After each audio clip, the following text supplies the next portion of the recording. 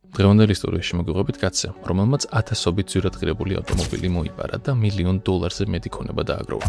მისი მთავარი იარაღი კი ავტომობილებისთვის ახალი იდენტობის შექმნა იყო. მოპარული მანქანები იმდენად დამაჯერებლად გამოიყურებოდა, რომ ყველაზე ფრთხილ მყიდველსაც კი ატყუებდა. ის საერთაშორისო ავტომოპარვის ქსელის მთავარი ორგანიზატორი იყო და თანამედროვე ტექნოლოგიებს იყენებდა, რათა დანაშაულის კვალი თითქმის მთლიანად წაეშალა. მაგრამ ვინ იყო ეს ადამიანი და როგორ შეძლო ერთმა კაცმა ასეთი მასშტაბური ოპერაციის მართვა? 1990-იან წლებში ჩრდილოეთ ამერიკაში ძვირადღირებული ავტომობილების ქურდობა სერიოზულ პრობლემად იქცა. ამის საპასუხოდ ავტომწარმოებლებმა და სადაზღვევო კომპანიებმა უსაფრთხოების ზომები მნიშვნელოვნად გააძლიერეს. ახალ ავტომობილებს უკვე ჰქონდათ დაშიფრული ელექტრონული გასაღებები, გაუმჯობესებული სიგნალიზაცია და ძრავის იმობილაიზერები, რის გამოც მათი მოპარვა ბევრად რთული გახდა.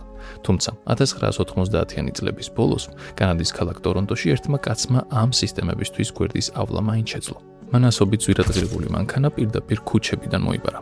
პოლიციისთვის მისი დაჭერა განსაკუთრებით რთული აღმოჩნდა, რადგან ეს მხოლოდ ადგილობრივი დანაშაული არ იყო. მოპარული მანქანები კანადიდან მსოფლიოს სხვადასხვა ქვეყნებში იგზავნებოდა, მათ შორის ამერიკის შეერთებულ შტატებშიც.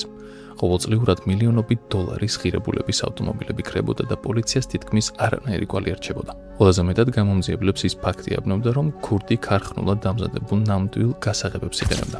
პოლიციის შეფასებით ყოველწლიურად $5,000,000-ზე მეტი ღირებულების ძვირადღირებული ავტომობილები კრებოდა და შემდეგ ხელახლა იყიდებოდა. ამ ოპერაციის მთავარი ორგანიზატორი ინდოელი კაცი, სახელად ბილ დუოლი იყო. ის უბრალოდ ქურდი არ ყოფილა. დუოლი გამოცდილი ავტომექანიკოსი და მანქანის ძრავის სპეციალისტი გახლდათ. მეუღლესთან ერთად ტორონტოს გარეუბანში ავტოსარემონტო სახელოსნოს ფლობდა, თუმცა იქ მხოლოდ მანქანებს არ არემონტებდნენ. დუოლს დიდი სიმდიდრის დაგროვება სურდა და კანონის დარღვევაც არ ერდებოდა. 1990-იან წლებში სადაზღვევო თაღლითობისთვის ციხეში ყოფნის შემდეგ მან გადაწყვიტა ისეთი სისტემა შეიქმნა, რომელიც პოლიციას ავტომობილების დილერებსა და სადაზღვევო კომპანიებს მოატყუებდა. მისი გეგმა ჯართის ეზოში დაიწყო. იქ დუოლმა მძიმე ავარიაში მოყოლილი BMW იყიდა, თუმცა მანქანის შეკეთება საერთოდ არ აინტერესებდა. მას ავტომობილის VIN კოდი სჭირდებოდა, უნიკალური საიდენტიფიკაციო ნომერი, რომელსაც ქარხანა თითოეულ მანქანას ანიჭებს და რომელიც მის იდენტობას განსაზღვრავს. ავტომობილის განადგურების შემდეგ მისი VIN კოდი წესით გაუქმებული უნდა ყოფილიყო, მაგრამ დუოლმა გადაწყვიტა ეს ნომერი სხვა მანქანისთვის გამოეყენებინა. ამისთვის მან ცნობილი ავტოქურდი კლოდ ელარსი დაიქირავა. ელარი აღმოსავლეთ კანადაში ერთ-ერთი ყველაზე გამოცდილი მანქანის ქურდი იყო. ყველაზე თანამედროვე დაცვის სისტემების გვერდისავლაც კი შეეძლო. დუოლმა მას ზუსტად ისეთი BMW-ს მოპყრო დაავალა, რომელიც ჯარში ნაყიდი მანქანის იდენტური იყო. ელარიმ სამიზნე ღამით იპოვა და სპეციალური ხელსაწყოებით მანქანა ისე გაახსნა, რომ სიგნალიზაცია არ ამოქმედებულა. შემდეგ მან ძრავის იმობილაიზერი გამორთო და მოპარული სადიაგნოსტიკო პროგრამის გამოყენებით ავტომობილის კომპიუტერი გადააპროგრამა. ამის შემდეგ მანქანა დაქოქა და ადგილიდან დაიძრა. გზაში მას პოლიციის პატრული მოულოდნელად დაეკიდა, მაგრამ ელარიმ გვერდით ქუჩებში გადაუხვია და დევნას თავი დააღწია. რამდენიმე წუთში მოპარული BMW უკვე დუოლის ერთ-ერთ საწყობში იყო. ახლა დუოლის მთავარი სამუშაო იწყებოდა. მანქანისთვის ახალი იდენტობის შექმნა. მას ჯარში ნაყიდი ავარიაში მოყოლილი BMW-ს VIN კოდი მოპარულ ავტომობილზე უნდა გადაიტანა. ამ გზით მოპარული მანქანა ქაღალდებზე სრულიად სხვა, კანონიერად არსებული ავტომობილი ხდებოდა. სწორედ ეს მეთოდი აძლევდა დუოლის ქსელს საშუალებას ძვირადღირებული მოპარული მანქანები ლეგიტიმურ ავტომობილებად გაესაღებინა. დუოლის პირველი ნაბეჯი მოპარული მანქანისგან ყველა არსებული VIN კოდის სრულად მოცილება იყო. ყველაზე აშკარა ნიშნები საქარე მინასთან და მძღოლის კარის სტიკერზე იყო გათავსებული, მაგრამ მან იცოდა, რომ ავტომობილში სხვა დამალული VIN კოდებიც არსებობდა. ამ ეგრეთ წოდებულ მოჩვენების VIN კოდებს გამომძიებლები იყენებდნენ ავტომობილის იდენტიფიცირებისთვის, როცა ძირითადი ნომერი წაშლილი იყო. ამიტომ დუოლი თითოეულ მანქანას საათობით ამოწმებდა და ყველა დამალულ ნომერს პოულობდა. ერთი გამორჩენილი კოდიც კი საკმარისი იქნებოდა მთელი სქემის გამოსააშკარავებლად. როცა მანქანის ძველ იდენტობას მთლიანად აკრობდა, შემდეგ ეტაპზე მის კლონირებას იწყებდა. დუოლი ყიდულობდა ყალბ VIN სტიკერებს, რომლებიც მიტოვებული ავტომობილების მონაცემებზე იყო დამზადებული. ისინი იმდენად ხარისხიანი იყო, რომ ერთი შეხედვით ქარხნული ორიგინალისგან განსხვავება თითქმის შეუძლებელი გახლდათ. მას ასევე ჰქონდა ყალბი კარის სტიკერები და დაფაზე დასამაგრებელი საიდენტიფიკაციო ფირფიტები, თუმცა დუოლმა იცოდა, რომ მხოლოდ გარეგნული მსგავსება საკმარისი არ იყო. ზოგიერთ ავტომობილში VIN კოდი პირდაპირ კომპიუტერულ სისტემაში იყო ჩაწერილი და კონკრეტულ მანქანასთან იყო დაკავშირებული. ამიტომ დუოლი მანქანის კომპიუტერსაც ცვლიდა. შედეგად ავტომობილი დილერისთვისაც კი ნამდვილ განსხვავებულ მანქანას ჩანდა. მისი სიზუსტე იმდენად მაღალი იყო, რომ მხოლოდ გარეგან დეტალებს კი არ აყალბებდა, მანქანის ციფრულ იდენტობასაც სრულიად ცვლიდა. საბოლოოდ მოპარული ავტომობილი კანონიერისგან პრაქტიკულად აღარ განსხვავდებოდა. მაგრამ კიდევ ერთი პრობლემა რჩებოდა. მანქანის ოფიციალურად დარეგისტრირება. ყალბ ვინ კოდებს შესაბამისი დოკუმენტები არ მოჰყვებოდა. ამიტომ დუოლი მათთვის მანქანის სრულიად ახალ ისტორიას ქმნიდა.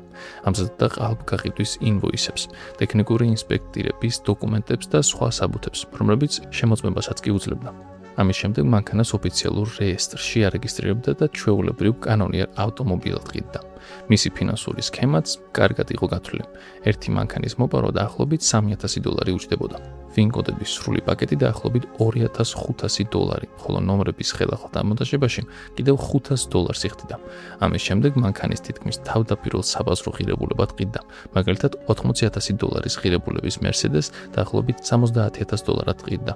სწორედ ამ გზით ახერხებდა მოპარული ავტომობილების ლეგიტიმურ მეორად მანქანებად გასაღებას. მისი გაყიდვის სტრატეგია მარტივი იყო. ფასდაკლება იმდენად დიდი არ იყო, რომ ყიდველს ეჭვი გასჩენოდა, მაგრამ საკმარისი იყო სწრაფი გაყიდვისთვის. ამით დუოლი რისკს ამცირებდა და მოგებას მაქსიმალურად ზრდიდა. მისი ბიზნესი უკვე ჩვეულებრივი მანქანის ქურდობის ქსელი აღარ იყო. ეს კარგად აწყობილი კრიმინალური სისტემა გახდათ, სადაც თითოეული ნაბიჯი წინასწარ იყო გათვლილი. იმდენად ხარისხენად ცვლიდნენ მანქანებს, რომ საფუძვლიანი შემოწმების შემთხვევაშიც კი მყიდველები ვერაფერს ამჩნევდნენ. ერთი BMW-ს გაყიდვიდან დუოლს დაახლოებით $70,000 სუფთა მოგება რჩებოდა. მისი ბიზნესი იმდენად წარმატებული გახდა, რომ ის ელარის რეგულარულად აწვდიდა სასურველი ავტომობილების სიას, თუმცა მალე პრობლემა გაჩნდა. საჭირო რაოდენობის ავარიაში მოყოლილი მანქანების პოვნა უკვე რთული ხდებოდა. ამიტომ დუოლმა ვინ კოდების მოპოვების ახალი გზა შეიმუშავა. მან კალიფორნიაში მცხოვრებ ნაცნობს, რომელიც ავტომობილების დილერთან მუშაობდა, კონკრეტული მოდელების ვინ კოდების მიწოდებას თხოვა და ამისთვის ფულს უხდიდა. არჩევდა ისეთ მანქანებს, რომლებიც კანადაში დაბრუნებას აღარ აპირებდნენ. ასე თავიდან იცილებდა ერთი და იმავე ვინ კოდის ორი მანქანის ერთ რეგიონში გამოჩენას. შემდეგ დუოლმა ჩრდილოეთ ამერიკის სხვადასხვა ავტოსადგომსა და დილერთან დამკვირვებლების ქსელი შექმნა. ისინი საჭირო ავტომობილებს პოულობდნენ და მათ ვინ კოდებს აგროვებდნენ. დუოლი ამ კოდებს სუფთა ვინ კოდებს უწოდებდა, რადგან მათი გამოყენება ბევრად ნაკლებ რისკს შეიცავდა. ახლა მისი სისტემა მხოლოდ მოპარული და ავარიაში მოყოლილ მანქანებზე აღარ იყო დამოკიდებული. მას უკვე ფართო ქსელი ჰქონდა, რომელიც საჭირო მონაცემებს აწვდიდა და ბიზნესის გაფართოების საშუალებას აძლევდა. როცა ვინ კოდების სტაბილური მარაგი შეიქმნა, დუოლმა და ელარიმ ავტომობილების მოპარვა კიდევ უფრო სისტემატიური გახადეს. ელარი სხვა პროფესიონალ ქურდებს კონკრეტული მოდელების მოპარვას ასწავლიდა და თავადაც აკონტროლებდა მათ ოპერაციებს. ფაქტობრივად მათ მანქანის ქურდობის სკოლა შექმნას. ირჩევდნენ მოთხოვნად მოდელებს, შემდეგ ქურდებს ასწავლიდნენ, როგორ გადაელახათ კონკრეტული მანქანის დაცვის სისტემები და როგორ არიდებინათ თავი პოლიციისთვის. ახალგაზრდა ქურდების ეს ქსელი მთელ ქალაქში გავრცელდა. მათ ერთ-ერთი პირველი მთავარი სამიზნე ტორონტოს ლესტერ პირსონის საერთაშორისო აეროპორტი გახდა. იქ მოგზაურობის დროს ადამიანები მანქანას ხანგრძლივად ტოვებდნენ, რაც ქურდებისთვის იდეალური პირობები იყო. მხოლოდ 3 დღეში ელარიმ და მისმა გუნდმა აეროპორტის პარკინგიდან 15 მანქანა მოიპარეს და პოლიციის თქმით არანაირი კვალი არ დაუტოვეს. ამის შემდეგ მათ ყურადღება სხვა პარკინგებსა და კერძო საცხოვრებლებისკენ გადაიტანეს. როცა დუოლს უკვე ქურდობის დიდი ქსელი ჰქონდა, მისმა ბიზნესმა პიკს მიაღწია. კვირაში დაახლოებით 6 მანქანას ყიდდა და $150,000-ზე მეტი სუფთა მოგება რჩებოდა. მისი ერთ-ერთი ყველაზე უცნაური სქემა ასეთი იყო. ჯერ მანქანას იბარავდა, ახალ იდენტობას აძლევდა და მყიდველზე ყიდდა. რამდენიმე თვის შემდეგ კი იმავე მყიდველის მანქანას ხელახლა იბარავდა. დუოლი ამითაც არ შემოიფარგლა. მან ავტომობილების დილერებთან მომუშავე თანამშრომლებს ფული გადაუხადა, რათა მისთვის მანქანების დამატებითი გასაღებები დაემზადებინათ. ამის შემდეგ მანქანების პირდაპირ შოურუმებიდან მოპარვაც შეეძლო. მისი ორგანიზაცია უკვე სრულყოფილ სისტემად იყო ქცეული. ისინი მხოლოდ მანქანებს აღარ იბარავდნენ, ფაქტობრივად ავტომობილის მთელ ცხოვრების ციკლს აკონტროლებდნენ. მოპარვიდან გაყალბებული იდენტობის შექმნამდე და საბოლოო გაყიდვამდე. დუოლს საკმარისი ხალხი და რესურსი ჰქონდა, რომ ყოველწლიურად მილიონობით $-ის მოგება მიეღო. თუმცა მან არ იცოდა, რომ ამ დროისთვის პოლიცია უკვე მის წინააღმდეგ საფუძვლიან გამოძიებას აწარმოებდა. 1999 წლის მაისში მისი კრიმინალური იმპერიისთვის პირველი დიდი დარტყმა განხორციელდა. დუოლი მოპარული ავტომობილების ფლობისთვის დააკავეს და 6 თვით პატიმრობა მიუსაჯეს. ციხე მისი საქმიანობა ვერ შეაჩერა. დუოლი ქურდობის ქსელს პატიმრობაში ყოფნიდანაც მართავდა, რაც პოლიციას აჩვენებდა, რამდენად კარგად იყო ორგანიზებული მისი სისტემა. მისი არ ყოფნის დროს ბიზნესს, როგორც ავტოსარემონტო სახელოსნოს, ისე მანქანების ქურდობის ოპერაციას მისი მეუღლე მართავდა. დუოლის ციხეში ყოფნის მიუხედავად ავტომობილების მოპარვა და გაყიდვა ჩვეულ რეჟიმში გაგრძელდა. წლების განმავლობაში მისი ორგანიზაცია პოლიციას ხელიდან უწყდებოდა, მაგრამ გამომძიებლები უკვე მზად იყვნენ დუოლისთვის ნებისმიერი შესაძლო ბრალდებით მიეღწიათ. იქნებოდა ეს მოპარული მანქანის ფლობა თუ მისი უკანონოდ გაყიდვა. მიუხედავად მრავალი ბრალდებისა, დუოლი სერიოზულ სასჯელს მაინც გაურბოდა და მხოლოდ შედარებით მსუბუქი დანაშაულისთვის ისჯებოდა. პოლიციას კი უკვე მოთმინება ეწურებოდა. მათ გადაწყვიტეს, რომ მხოლოდ დუოლის დაკავება აღარ იყო საკმარისი, მთელი ქსელი უნდა დაეშალათ. ამისთვის გამომძიებლებს მისი ორგანიზაციის შიგნით შეღწევა სჭირდებოდათ. მთავარი სირთულე ისეთი ადამიანის პოვნა იყო, ვინც ჯგუფის წევრი იქნებოდა და პოლიციასთან თანამშრომლობას დადახდებოდა. თუმცა დუოლის გარემოცვაში ერთგულება იმდენად ძლიერი იყო, რომ მოღალატის პოვნა თითქმის შეუძლებელი ჩანდა. საბოლოოდ 1999 წლის ივნისში პოლიციას მნიშვნელოვანი შანსი მიეცა. დუოლის ერთ-ერთი მანქანის ქურდი დააკავეს და ციხის თავიდან ასაცილებლად მას გარიგება შესთავაზეს. ის დათანხმდა და პოლიციას ორგანიზაციაში ფარული აგენტის შეყვანაში დაეხმარა. აგენტად დედექტივი კელი შერჩიეს. ის პროფესიონალი მანქანების ქურდის როლში უნდა შესულიყო და ჯგუფის ნდობა მოეპოვებინა. ოპერაციისთვის მას მოსასმენი მოწყობილობა გადასცეს. 25 ივნისს კელი და ინფორმატორი რექსდეილში დუოლის ქსელთან დაკავშირებულ ავტოსალონში მივიდნენ. იქ კელი დუოლს და მის მეუღლეს გააცნეს და მალევე მათ გუნდში მიიღეს. შემდეგი რამდენიმე თვის განმავლობაში კელი სხვადასხვა მანქანის მოპარვის ოპერაციაში მონაწილეობდა, რათა ეჭვი გასჩენოდა.